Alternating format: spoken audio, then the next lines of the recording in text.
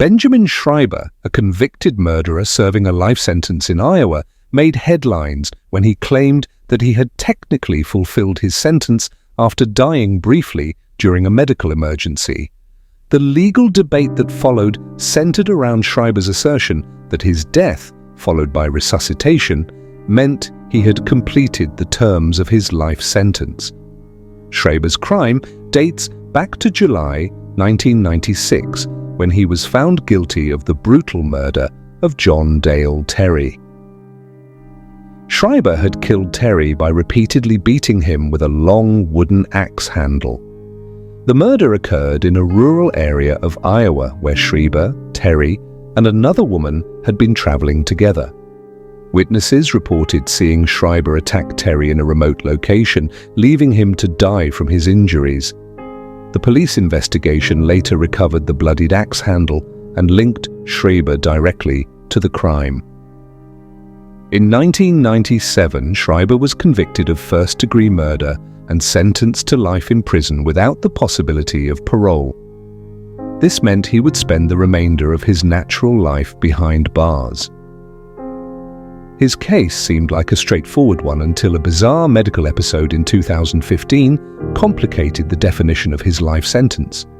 In March 2015, Schreiber suffered from a severe case of septic poisoning triggered by untreated kidney stones. Septic shock is a life-threatening condition, and by the time Schreiber was found unconscious in his prison cell, his condition had deteriorated to the point where his organs began shutting down. He was rushed to a nearby hospital where doctors determined that his heart had stopped.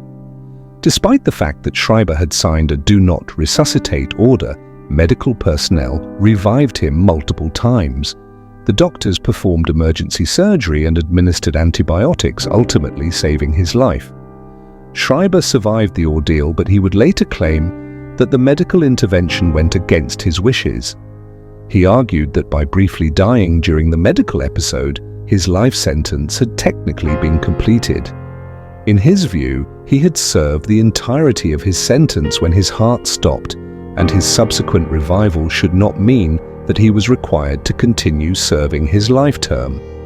Following his recovery, Schreiber filed for post-conviction relief with Iowa's courts in 2018. He contended that his life sentence should be considered completed because he had died during the medical emergency on March 30, 2015. His legal argument was based on the notion that his life had ended, and since his sentence was specifically for life, it should not extend to his resuscitated state.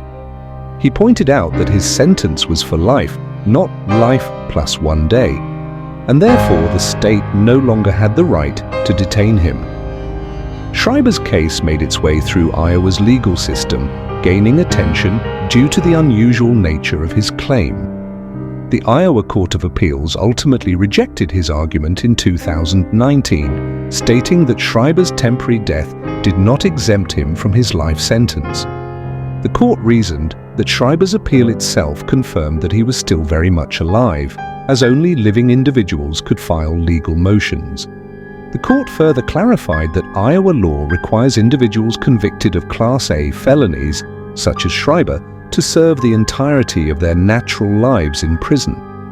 The judges ruled that whether or not Schreiber had technically died during his medical emergency, he remained alive and thus was required to complete his life sentence behind bars.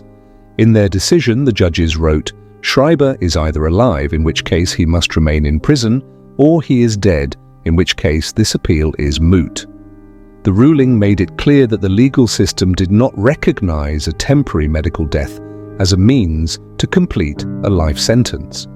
The case raised questions about the definition of a life sentence and whether a momentary death could technically fulfill such a sentence. Legal experts weighed in, with most agreeing that the court's decision was consistent with how life sentences are generally understood.